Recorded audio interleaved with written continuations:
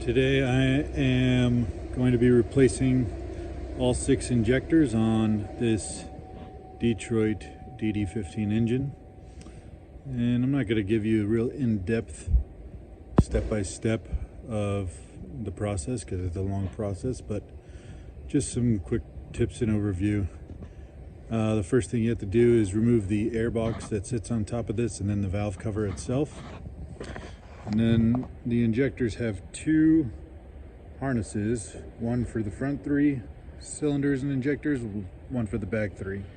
And that's this, and it's held on by little screws right here. This is your forward Jake brake, engine brake, and then you have 1, 2, 3, 4 hold downs, actually 5. You take those off, and then you take the 4 bolts off each of the injectors. 1, 2, 3, 4 on these first 3. And then you could just lift this up and out of your way. And the same thing for the rear one. So you have to get it off your Jake brake, and then each injector, and then the one hold down where it bolts close to the valve cover. The next thing you have to do to get this injector out is remove that tube that's connected to the side of it, because if you try to pull this thing up without removing that tube, you'll never get it off. And there's also a hold down back there in the back. You can't see well, but I'll show you later. But basically it's this injector tube that goes through and connects to the side. So be careful, because this is extremely high pressure. Make sure engine's been off for a little bit before you disconnect these. But you break this loose, and then you got to break this loose and unscrew the injector tube, and it comes out just like that. So you're going to have to do that for all 6 or however many injectors you're doing, and remove your injector tube before you move your actual injector for each one of them. Alright, so there's that hold down I was talking about. Just use a 10mm 12-point socket. Unscrew that, bust that loose. I didn't even have to remove it.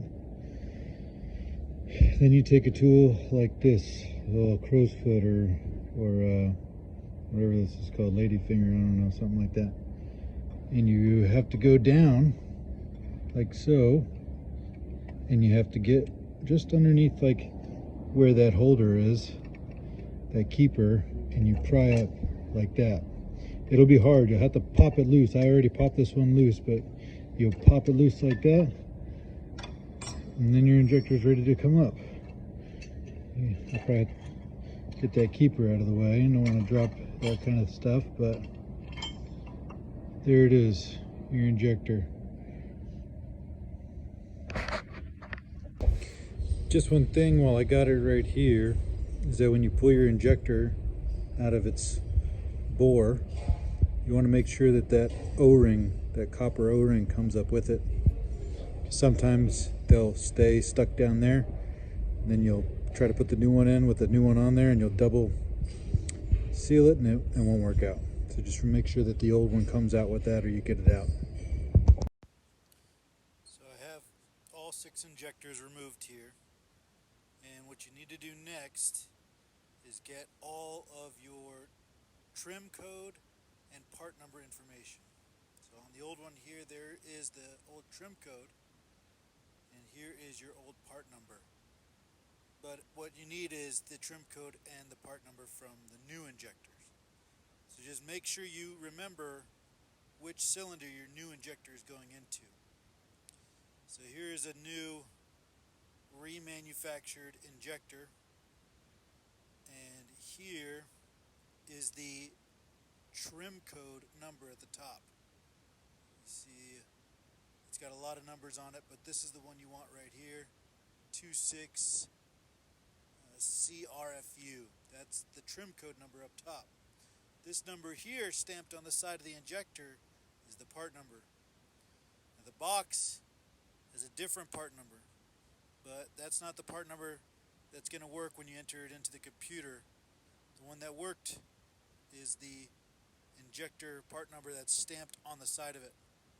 So you use that one and disregard this one on the box. Just remember which cylinder each new injector goes into.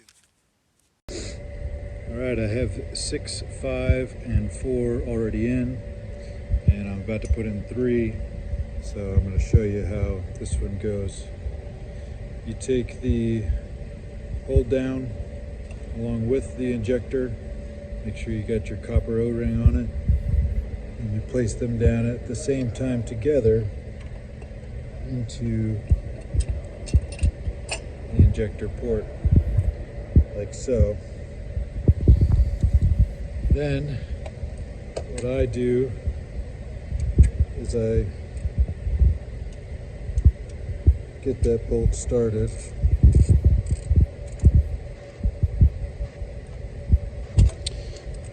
So that the injector stays in place. And actually what I want to do is I start these injectors and start to tighten them down a little bit, because unless you tighten them down, they don't line up well with your injector tube.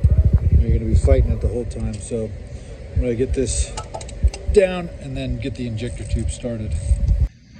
Alright, so I have the injector basically all the way tightened down, not torqued, but tightened down to where it stops.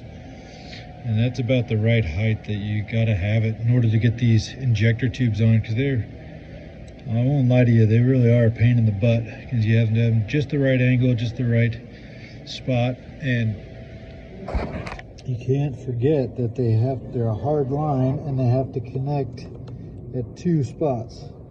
So you have to connect it to the fuel rail itself, and then you'll also have to make it go through there and connect to the injector. So oftentimes you'll get it lined up with the injector through there, but then you'll have this fitting not lined up, or it'll be stuck in between something, so it's a pain in the butt.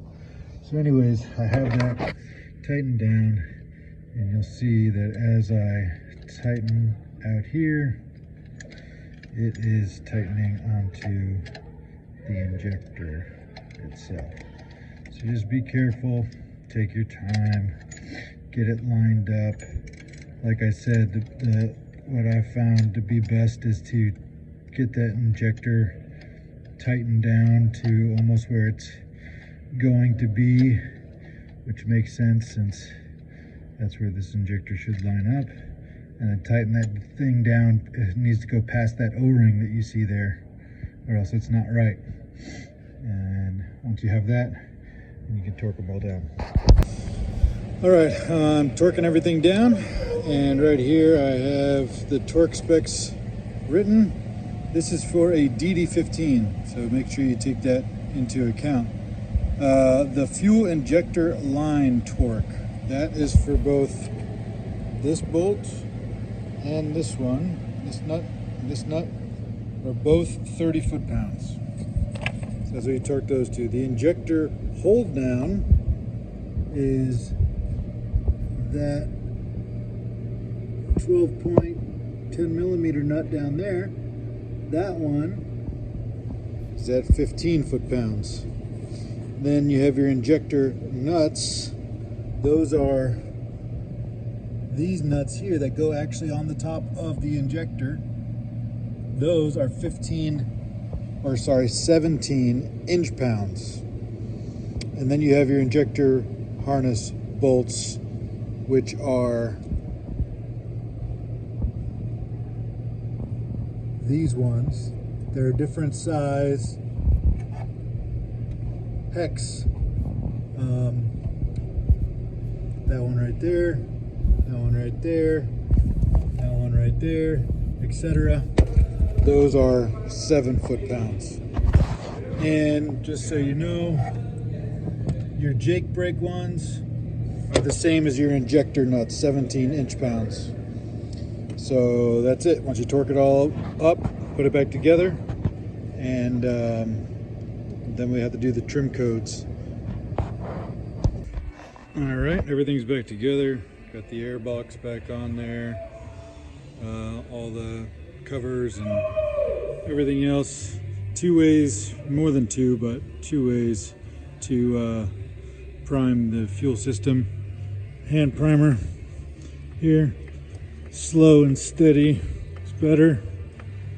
Or you can, if you have a machine, primer machine, you could hook up to this fitting here, and a couple other places, but that's it. I'm gonna hook up the computer and do the trim codes. All right, once you have the injectors installed and you're ready to do your trim codes, you come to your Actions tab, and down here under Injector Codes, you click on this. It's going to have your section where you put in your part number, where you put in your injector code. So I'm going to put in the part number that I got off the new injector here, and I'm going to put in the injector code off the injector that I put into cylinder 1. So you got to make sure you remember which injector you put where, and then you enter their part number and their injector code. Once you have your part numbers and injector codes entered correctly, it'll change from red to green in every area, and then you click right.